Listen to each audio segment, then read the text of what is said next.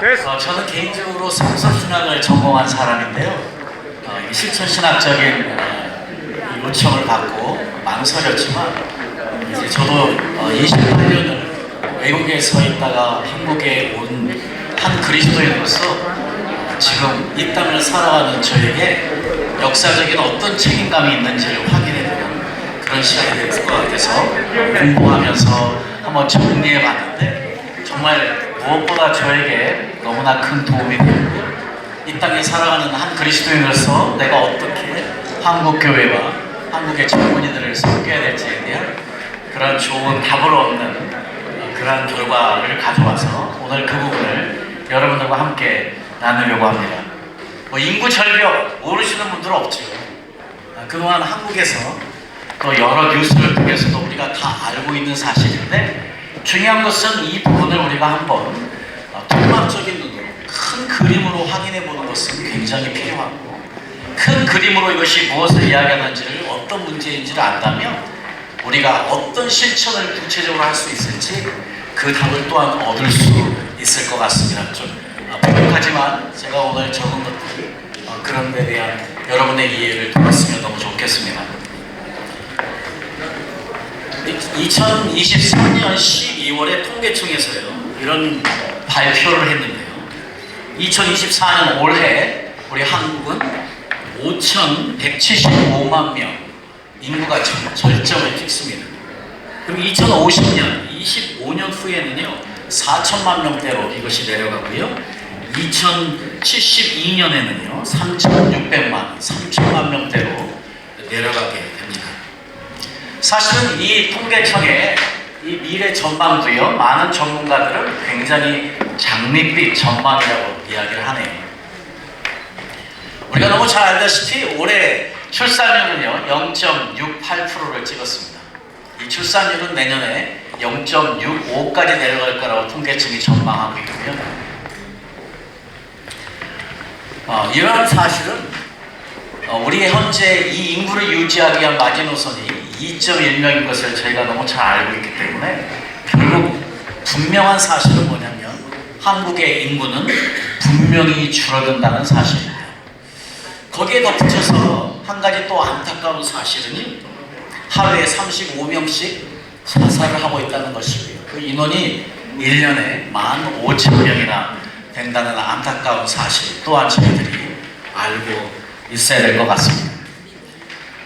그래서 이제 앞으로 50년 후, 55년 후, 2070년이 되면은요, 우리 지금 한국의 고령 인구가 우리나라 전체를 차지하는 것이 46.4%.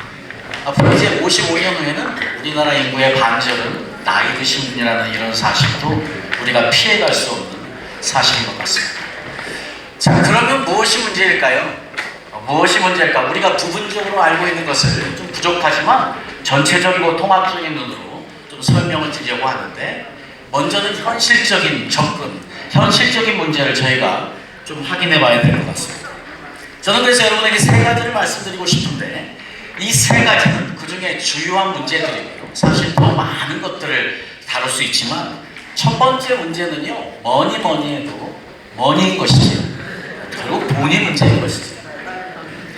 혹시 여러분들 페이지 58페이지를 펴시면 통계청에서 2030 세대에게 앞으로 저출산의 원인을 물었더니 34.2%가 육아로 인한 경제적인 부담일 거라고 한 것을 보면 이미 젊은이들은 이 돈의 문제가 육아와 가장 밀접한 관계가 있다고 생각하는 것 같습니다.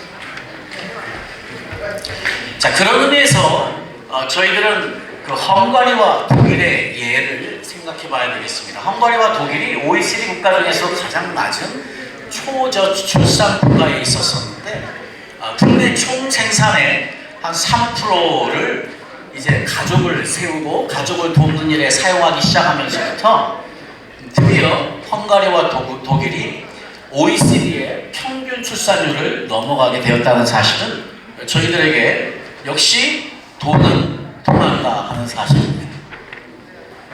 그러니 어쨌든 정부의 입장에서요 앞으로 이 심각한 문제 만약에 통계적으로만 본다면 우리가 어떤 행동도 하지 않는다면 100년이 흐른 후에는 한국에 500만 이하의 인구로 떨어질 것이라. 그래서 우리나라의 존립 자체가 위험할 것이라는 계산을 생각해 본다면 우리가 무언가를 분명히 해야 되는 것이고요. 정부의 역할이 그 어느 때보다 중요한 때인데, 무엇보다 어떤 정부라도 좌나 우나 어떤 정부라 할지라도 앞으로 출산율을 높이는 이 경제적인 도움을 주는 정책은 무조건 해야만 되는 정책이 아닌가 생각을 해봅니다. 두 번째로 저희들이 생각해봐야 될 것은요, 주택의 문제, 주거의 문제입니다. 여러분 우리가 잘 알다시피 2005년부터 332조의 돈을 정부가 투자해 왔습니다. 출산율을 높이기 위해서요. 그러나 우리가 잘 알다시피 출산율은 전혀 오르지 않았지요. 그런데 이 332조의 출산과 관련된 재능을 해야 되는 돈이 사용이 되었는데, 그 중에 46%가 이 주거와 관련된 비용으로 질투된 것이었습니다. 전세 대출을 위한 것이나 월세나 여러 가지 주거와 관련된 것이었으니까요. 이것은 무슨 이야기를 하는 것이냐면, 결국 젊은이들이 출산을 하려고 하는 의지를 높이기 위해서 중요한 것은 주택이 문제가 될 수 있다는 것이죠. 그런 의미에서 저희들이요, 여러분들 그 페이지 59페이지를 보면 각 정부에서 출산율이 어찌 됐는지를 나오는 도표가 저희들에게 굉장히 중요한 사실 하나를 이야기해주고 있는데요. 그리고 박근혜 정부 때까지는 1.0이 넘어갔었습니다. 그런데 문재인 정부 때부터 이것이 0점대 이하로 떨어지는 것, 우리가 너무 잘 알다시피 문재인 정부 시절에 집값의 폭등, 이런 것들이 청년들에게, 젊은이들에게 아이를 낳고 싶은 마음을 사라지게 하는 아주 중요한 요소였다는 것을 우리가 알 수 있는 것이죠. 또 한 가지 사실은요, 우리 아까 보면 58페이지에 여러분들 보시면 그 도표에도 나와 있지만, 실제로 젊은이들이 일과 가정의 양립, 또 사회의 미래에 대한 막막함, 이것들이 사실은 거의 40%를 차지하고 있거든요. 이런 것들을 보면 결국 어떤 자를, 어떤 직업을 가지고 있느냐 하는 것인데, 이것이 아마 굉장히 출산율에 중요한 영향을 미치고 있는 것 같습니다. 그래서 이거는 정부와 노조와 또 회사가 함께 노력해야 되는 일인 것 같아요. 왜냐하면 이 미래에 대한 불안감은 결국 젊은이들이 직장을 가지게 될 때 그 많은 직장들이 계약직이라는 사실이고요. 이것들이 정규직화되지 않으면 미래에 대한 불안감 때문에, 그리고 돈에 대한 문제들은 결국 우리 젊은이들이 출산을 하려는 의지를 꺾게 되는 중요한 요소인 것 같습니다. 그 어느 때보다도 저는요, 이 노조의 역할이 중요하지 않나 생각을 해봅니다. 제가 1995년부터 2007년까지 영국에 있었는데, 물론 중간에 선교사로서 8년을 나가 있었지만요, 그때 영국에서 일어나는 여러 가지 그 노조와 관련된 이야기들을 보면 굉장히 중요한 사실 한 가지를 알 수 있는데요. 이 영국에서 노조들이 하는 일은요, 임금을 올려달라는 투쟁이 아니고요, 어떻게 하든지 자신들이 가지고 있는 직장을 지키기 위해서 실제로 한 사람이라도 더 직장에 고용하는 것이 목표인 것을 아주 자주 보게 되었습니다. 우리나라도 사실은 이제 정말 그 어느 때보다 노조가 그 일에 힘을 써야 되는 것 아닌가 생각해 봅니다. 자기들이 조금 더 얻기 위한 것보다 정말 미래를 생각한다면, 우리 젊은이들을 생각한다면, 우리가 임금을 올리는 것, 그것을 대신해서 계약직을 정규직화하는데 그 돈이 사용될 수 있도록 양보하는 정신, 그리고 좀 더 많은 젊은이들이 들어와서 일할 수 있도록 그 자리를 만들기 위해서 임금들이 더 많이 사용될 수 있도록 양보하는 이런 대승적인 자세가 정말 필요한 때가 아닌가 생각해 보게 됩니다. 자, 이렇게 현실적인 문제만 사실 있는 건 아니고요, 실제로는 이 생물학적인 문제도 아주 큰 것이 사실입니다.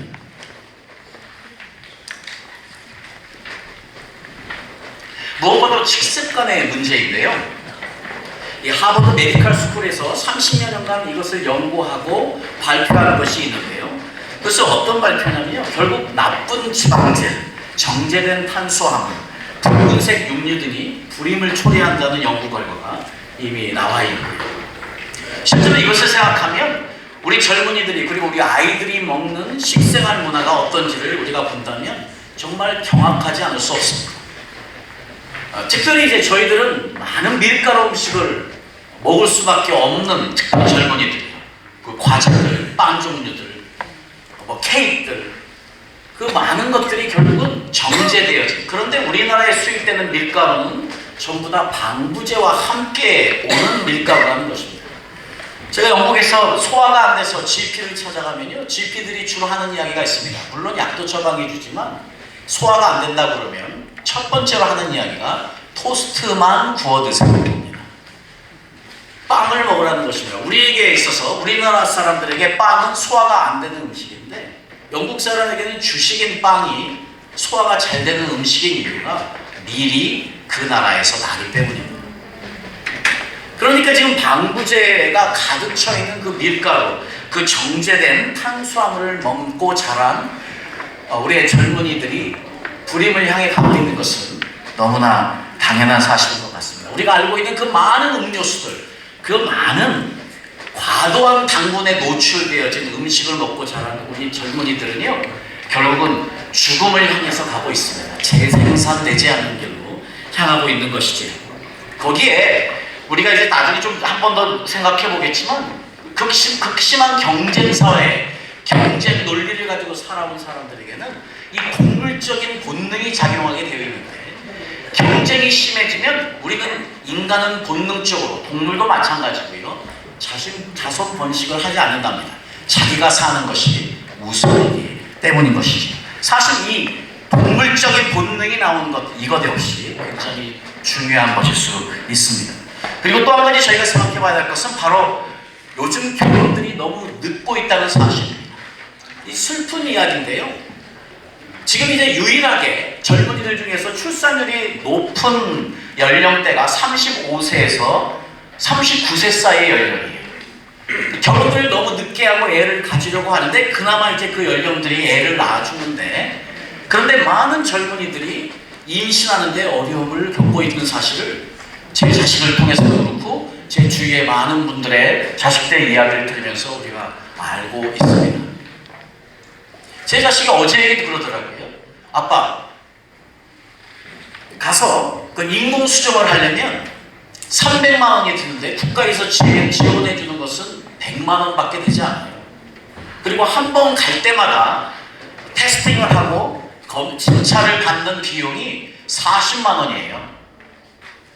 사실 이제 나이 들어 결혼해서 애를 갖고 싶어도 이미 몸이 생물학적으로 어려운 상황에서 결혼을 하게 되는데 거기에다가 우리가 과도하게 탄수화물에 노출된 우리의 식생활은 우리를 이미 불임으로 인도하고 있는데 그나마 인공수정 자체도 우리가 많은 비용을 투자해야 되는 안타까운 현실 가운데 정부는 아마 이 부분에 더 많은 투자를 해야만 될 거라고 생각을 합니다. 자, 세 번째로 저희들이 생각해봐야 될 문제는요, 바로 문화적인 문제인데요. 이제 저희는 이미 한국 사회는 아예 권하지 않는 사회로 가고 있지 않습니까? 그래서요, 그 한국보건협회에서 123 운동을 편 거예요. 여러분들 그 페이지 60페이지 보면 나오는데요. 123 운동이 뭐였냐면 결혼 후 1년 내에 임신하고 2명의 자녀를 낳아 30세 이전에 낳아 건강하게 잘 기르자 했더니요. 그것을 보고 패러디가 나왔는데 그 다른 123 운동이 있습니다. 국민들도 좀 살아보세요 옆에. 물론 이제 농담으로 한 거지만은요. 하나 기르기도 힘든데 둘씩이나 낳자니 혹시 IQ가 30? 이것도 모자라서요. 더 심한 패러디가 나왔습니다. 1, 2, 3, 4 운동입니다. 결혼 후 1년 내 임신하고 2명의 자녀를 30세 이전에 낳아 40대에 파산하자. 자, 아마 이것들이 젊은이들이 가지고 있는 아이를 갖는 것에 대한 생각인 것 같습니다. 그러니 결국 이 모든 사회가 우리 젊은이들의 문화가 이미 아이를 권하지 않는 문화로 가고 있는 것이지. 거기에 우리가 또 생각해봐야 될 것은 지금 한국 노동시장의 조건들이에요. 지금 이제 육아휴직이 법적으로 되어 있지만 실제로 대기업에 있는 분들조차도 육아휴직을 신청하는 것에 눈치가 보인다는 이야기를 하는 거 보면 아직도 한국 사회가 육아를 위한 휴가에 너그럽지 않은 사회인 것이 분명한 것이죠. 다시 한번 한국 정부는 이 노조와 이 사회, 회사가 함께 노력해서 이 부분을 더 발전시켜 나가는 것이 얼마나 중요한 일인지 모르겠습니다. 그리고 우리가 알아야 될 또 한 가지 너무 중요한 사실은요. 지금 한국 사회 전체에 가정의 가치를 소중히 여기는 이 문화가 쇠퇴되고 있다는 사실입니다. 이것은 결국 의식의 문제이긴 한데요. 우리 젊은이들이 가지고 있는 자유로운 성문화, 그리고 거기에 동성애의 증가, 이런 모든 것들은 결국요, 우리가 가지고 있는 전통적인 가정에 대한 모습, 전통적인 가정을 세우겠다는 그런 가치관을 깨트리고 와해시키는 너무나 중요한 문제인 것 같습니다. 자, 네 번째 문제는요, 이 정신적인 문제입니다. 여러분, 출산율은요, 행복해야 높아집니다. 그러니까 이제 결국 행복해야 출산율이 올라가는데 우리 젊은이들이 행복해져야 하는데, 문제는 이제 얼마 전에 나왔던 2023년 세계 행복지수 순위를 보면 한국이 57위입니다. 거의 60위권이에요. 그런데 한국의 1인당 소득이요 30위입니다. 그러니까 적어도 한국의 1인당 소득이 30이라면 행복지수도 30이 돼야 되는데 60위권이 된다는 것은요, 정말로 있는 돈을 가지고도 행복하지 못한 삶을 살고 있다는 것이죠. 자, 어떤 것이 그럴까요? 가장 큰 이유는 정신적인 문제인데, 그 문제 중에 하나가 바로 미래에 대한 불안감, 아까 말씀드린 그 잠에 대한 문제들, 또 그리고 무엇보다 어렸을 때부터 이 경쟁의식을 가지고 살아왔기 때문에요, 지금 우리가 가지고 있는 이 교육의 환경, 이 문화가 어렸을 때부터 이미 경쟁사회에 들어가 살게 하고 극단적인 비교의식을 갖고 살게 하니까요, 이 정신적인 행복감이 일어날 수 없는 것이죠. 그래서 저도 이거 믿기지 않는 이야기입니다. 유치원이나 국민학교, 초등학교나 중학교에서 이런 이야기가 자주 나오는데 저도 믿기지가 않는데, 혹시 여러분 들어보셨습니까? 휴거라는 단어 들어보셨습니까? 휴거? 우리에게 너무 중요한 단어지요. 그런데 이 휴거라는 단어가 무슨 뜻이냐면요, 휴먼시아에 사는 거지랍니다. 여러분, 엘사라는 표현 들어보셨습니까? LH에 사는 사람들이랍니다. 혹시 전거지라는 표현 들어보셨습니까? 전세 사는 거지랍니다. 월거지라는 거 들어보셨습니까? 월세 사는 거지랍니다. 이런 표현들을 우리 아이들이 한다는 것입니다. 우리 아이들이요, 너희 아빠 월급 얼마니 한답니다. 어렸을 때부터 이런 비교의식을 당하고 비교를 하며 살아가니 행복할 수가 없는 것이지요. 너무나 안타깝습니다. 그리고요, 저희들이 정신적인 문제에서 한 가지 생각해 봐야 될 것은요, 바로 심리적인 밀도와 물리적인 밀도입니다. 자, 아까 주택 문제가 나왔지만은요, 결국은 공간이 인간에게 미치는 영향이 너무나 중요한데요, 우리가 어떤 공간에 살고 있느냐가 사실은 가족을 갖고 싶게 하고 아이를 갖고 싶게 한다는 것입니다. 자, 우스운 이야기로요, 문재인 정부 때 우리 청년주택 호텔이라는 것, 이 호텔 청년주택이라는 것을 만들어서 나왔던 것을 저도 기억을 합니다. 그때 청년주택에 위에서 만들어진 평수가 정확하게 하자면 3.9평 그리고 5.1평이었습니다. 큰 게요. 여러분, 우리 젊은이들이요, 작은 공간에 가둬놓으면 아이를 가질 생각을 정신적으로 하지 않는다는 것이 심리학자들의 이야기입니다. 앞으로 한국 정부는요, 이제 우리 젊은이들을 위해서, 신혼부부를 위해서 이제 더 많은 주택 정책을 해야 되는데, 이 심리학적인 이야기를 꼭 명심해야 될 것 같습니다. 공간이 우리의 정신을 지배한다. 넓게 만들어져야 되는 것입니다. 그래서 사람을 채우고 싶어지게 하는 마음을 갖게 하는 것이 얼마나 중요한지를 이야기하고 있습니다. 자, 이런 정신적인 문제까지 살펴봤는데요, 이제 저희가 성경적인 접근을 한번 해본다면요, 디모데후서 3장 1절, 2절 말씀이 너무 정확하게 지금 우리가 겪고 있는 시대를 이야기해주고 있는 것 같습니다. 내가 이것을 알라 말세에 고통하는 때가 이르리니 사람들은 자기를 사랑하며 돈을 사랑하며 자긍하며 교만하며 회방하며 부모를 거역하며 감사치 아니하며 거룩하지 아니하며. 자, 사도 바울이 마지막 때 일어나는 가장 중요한 사회에서 일어나는 현상이 바로 자기를 사랑하는 일이라고 이야기를 합니다. 아마 지금 요즘 젊은이들을 보면 자기 사랑으로 충만한 사람들이 우리 젊은이들이 아닌가 우리가 생각해보게 됩니다. 그렇습니다. 100번 이해합니다. 아까 말씀드린 그런 모든 현상들이 우리 젊은이를 지배하고 있는 한 우리 젊은이들은 애 낳지 않을 거예요. 애 낳고 싶지 않을 겁니다. 그런데요, 그것만큼이나 우리 젊은이들을 지배하고 있는 이 자기 사랑이 충만하다. 나는 내 삶을 즐기고 싶어. 나는 내 생활 수준을 유지하고 싶어. 아이 갖게 되면 그거 되지 않잖아? 하는 이 자기 사랑이 충만한 것이 우리 젊은이들을 지배하고 있다면 이거 너무 안타까운 이야기 아니겠습니까? 우리 청년 세대의 그 이기심, 그것에 기초한 개인주의가 우리 청년들을 계속 지배하고 있다면 너무 안타까운 사실인데 이것은 말 그대로 꼰대 같은 이야기인 거죠. 지금 여기 계신 저와 여러분들, 저도 이제 거의 60대 되니까 여러분들 지금 우리의 문제 아닙니까? 우리 기성세대의 죄성이 그대로 내려간 거 아닙니까? 결국 우리의 이기심, 우리 한국교회의 이기심, 한국교회의 개인주의가 우리가 저렇게 살아왔으니까 사실 우리가 어떻게 젊은이들을 탓할 수 있겠습니까? 결국 우리의 죄 아니겠습니까?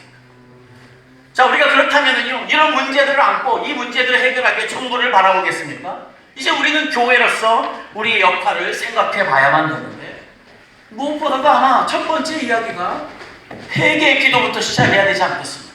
결국 우리 젊은이들이 자기 사랑으로 충만해서 그렇게 자기 인생만을 즐기고 자기 생활 수준을 유지하는 것이 그들의 삶을 지배하는 가장 중요한 가치관이라면 이것이 어디서부터 시작하겠습니까? 교회는 그동안 무슨 잘못을 했습니까? 우리는 어떤 삶을 살았습니까? 그래서 이제 저희들은 교회로서요, 우리가 어떤 방향성을 사회에 제시할 수 있는지, 그리고 우리는 어떻게 살아야 되는지, 교회는 어떤 목소리로 소망을 이 땅에 이야기해야 되는지 우리가 몇 가지만 생각해 보도록 하겠습니다. 먼저 첫 번째는요, 선교적인 접근입니다. 여러분, 지금은 그 어느 때보다도요, 이제는 인구가 감소되는 것은 절대 피할 수 없는 진리입니다. 그렇다면 이제 방법이 하나 있습니다. 무엇이냐? 이민자들을 유입하는 일입니다. 여러분, 벌써요, 올해 200여 개 옆으로부터 우리나라에 살고 있는 외국인의 인구가 226만 명입니다. 이것은 지금요, 우리나라 인구의 4.4%를 차지하고 있는데요, 올해 정부는요 16만 5천 명 외국인 노동자를 더 받아들일 생각이고요, 앞으로 2030년까지 매해 5만 명 이상을 받아들일 생각입니다. 앞으로 우리는 곧 300만 명의 외국인들을 우리가 갖고 함께 살아가는 시대를 맞이할 것입니다. 이제 더 이상요, 외국인들과 함께 사는 것은요, 더 이상 이제 단일 민족이라는 생각은요 버리셔야만 되는 것 같습니다. 결국은 이민자를 유입할 수밖에 없는 상황에 우리가 있습니다. 그리고 우리는 더 많은 이민자들을 받아들일 것입니다. 그동안 한국교회는요 2만 3천 명 이상의 많은 선교사들, 이것은 등록된 선교사들이니까 제 생각에 아마 3만 명 이상의 많은 선교사들이 이미 나가서 활동하고 있는데, 이제 우리는 한국을요 다시 선교지로 바라봐야 될 필요가 있다는 것입니다. 우리가 선교사를 보내는 것만큼이나요, 한국에 이미 와 있는 이 외국인들을 선교하는 선교사를 파송하는 일, 이것이 그 어느 때보다 중요한 시대인 것 같습니다. 우리는요 이미 3만 명 이상의 많은 귀한 인력들을 가지고 있습니다. 이미 언어대지요, 문화대지요, 그분들이 만약에 조금만 조기 은퇴를 하고 암이 은퇴를 하고 돌아오시면 그분들을 다시 외국인들이 있는 곳으로 보내서 사역하게 할 수 있는 것, 그래서 선교의 물결이 다시 한번 한국 땅에서 일어날 수 있게 하는 것, 이것은 너무 중요한 일인 것 같습니다. 그래서 이제 한국교회가 한국을 선교지로 보는 것, 우리 한국교회가 지금 선교사님들이 한국에 들어오면 선교비부터 끊습니다. 자, 이런 기초적인 것부터 우리가 바꿔야 되는 때가 아닌가 생각해 봅니다. 두 번째로 저희가 정말로 생각해 봐야 되는 것은요, 분명히 외국인들은 앞으로 물밀듯이 한국에 들어올 것입니다. 그런데요, 영국 같은 경우, 유럽 같은 경우 우리에게 너무나 중요한 이야기를 해주고 있습니다. 무엇이냐? 지금 영국 같은 경우 2016년에 모슬림의 인구가 260만이었습니다. 그런데요, 그것은 시티즌십, 시민권을 받은 사람들의 이야기고요. 실제로 그냥 들어와서 공부를 하거나 살고 있는 사람들까지 합치면 그때 2016년에 이미 450만 명이 살고 있었습니다. 그런데 앞으로 2050년이 되면요, 지금 이 인구가 17.6%가 될 거라는데요. 이것은 그냥 시민권을 받는 사람의 인구입니다. 그렇다면 적어도요, 25%에서 30%가 영국의 모슬렘이 되는 날에 곧 다가오고 있습니다. 아시다시피 모슬림들은요, 결혼이 의무입니다. 모슬림들은요, 피임을 할 수 없습니다. 금지되어 있기 때문에. 모슬림, 어디에 가든 모슬림들은 많은 인구를 생산해내는 것이지요. 자, 우리나라도요, 모슬림들이 들어오는 것을 막을 수는 없습니다. 자, 그렇지만은요, 교계와 선교단체가 연합해서, 그리고 이미 우리가 가지고 있는 선교사들과 연합해서 우리는 한 가지를 해야 되는데, 이왕 이민자를 받을 바에는 좋은 크리스찬들을 유입하는 것이 한국교회에 더 유익하다고 생각합니다. 그리고 그분들과 함께 아름다운 믿음의 공동체를 만드는 것도 이제 우리가 상상해 봐야 되고요. 상상이 아니다, 현실로 다가오고 있습니다. 자, 말 그대로 교회는 만민이 기도하는 집이라는 이 말씀이 실제적으로 우리나라에서 이루어지는 날이 다가오고 있고요. 우리는 그것을 실천해야 되는 때인 것 같습니다. 두 번째는 이제 윤리적인 접근을 하고 싶은데요. 여러분, 결국은 문제는요, 아까 말씀드린 그 젊은이들이 자기 사랑으로 충만하고 결국은 가족에 대한 가치가 없어지고 이런 모든 것들은 결국 전인교육이 실종되어졌기 때문에 일어난 현상이었거든요. 결국은 교육이 제대로 되어지지 않으니까, 그리고 우리나라 모든 젊은 아이들부터 청소년들이 너무 경쟁시대, 그 대학 가기 위한 것, 어렸을 때부터 학원에 가서 늦게까지 공부하면서 그냥 피땀 흘려서 그 공부에서 학을 성취하는 것에 아이들이 내몰려 살다 보니까 우리가 잘 아시다시피 인간성이 말살되고 생명이 경시, 풍조가 일어나고 물질 중심의 가치관으로 가득 채워지고 경쟁의식과 비교의식으로 가득 채워져서 우리도 상상하지 못하는 휴거나 엘사나 정거지나 월거지라는 단어들이 나올 정도라는 것은 너무 안타까운 사실 아니겠습니까? 여러분, 어떡하겠습니까? 공교육에 맡기겠습니까? 여러분, 그동안 많은 시도들이 있었습니다. 더 이상 공교육은 우리의 대안이 될 수 없습니다. 교회는요, 할 수 있는 한, 교회가 만약 규모가 된다면 모든 교회들은 이제 책임감을 가지고 사명감을 가지고 대안학교를 만들어야 합니다. 그리고 그리스도인들은 이제 홈스쿨링을 하면서 올바른 성경적인 가치를 아이들에게 전달해 주는 것만이 미래의 소망을 기약할 수 있습니다. 이것은 한두 교회의 문제만이 아니고 한두 교회만 해야 되는 일이 아니고 모든 가능한 교회들은 눈을 열고 마음을 열어서 눈물을 흘려 기도하며 시작해야 되는 대안학교인 것을 믿습니다. 세 번째로 생각할 것은요, 문화적인 접근입니다. 여러분, 지금 한국이 지금 1인 세대가요 40%를 넘어갔습니다. 거기에 내년 이혼율은 33%가 넘어가 있습니다. 지금은 그 어떤 때보다요, 가정을 지키는 것, 가정을 세우는 운동이 가장 중요한 운동입니다. 여러분, 아이를 낳게 하는 것만큼이나 있는 가정을 지키는 것, 그리고 있는 가정이 세워지는 것, 이것이 그 무엇보다 중요한 시대입니다.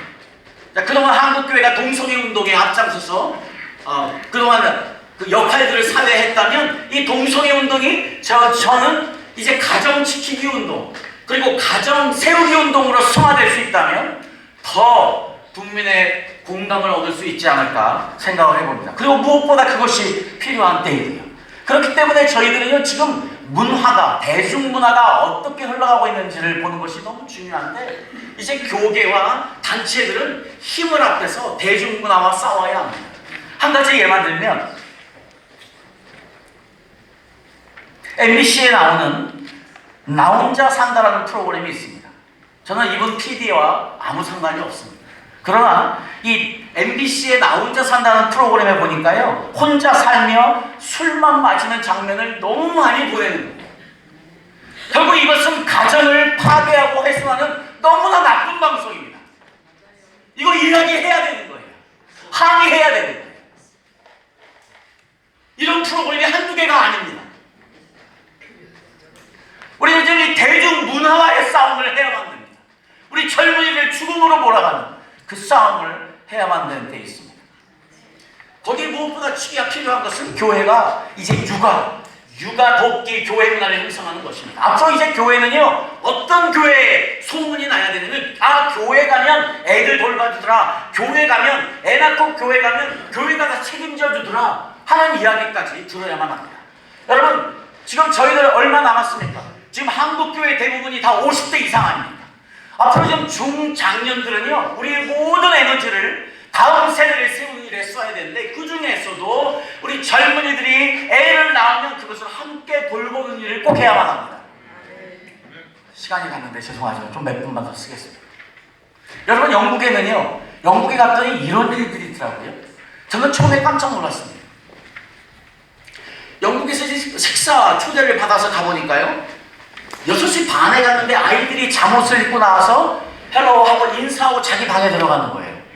그래서 저는요, 그것이 영국 사람들이 손님이 와서 애들을 일찍 밥 먹이고 재우려고 하나 보다, 손님을 배려하는 거 했더니 그게 아니고요, 애들은 항상 그 시간에 그렇게 들어가 잔대요.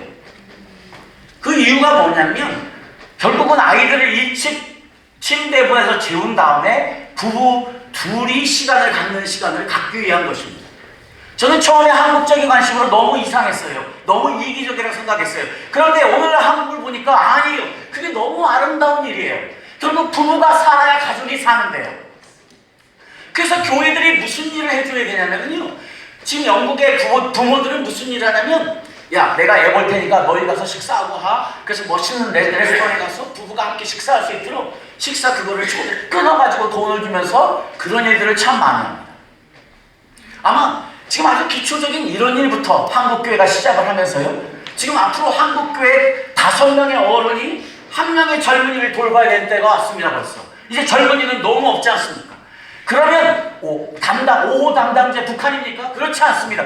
지금 5가정의 한 젊은이를 책임지고 잘 육아할 수 있도록 돕고 실제로 그들의 신앙에 올인하는 것, 이것이 얼마나 중요한 일인지 모르겠습니다.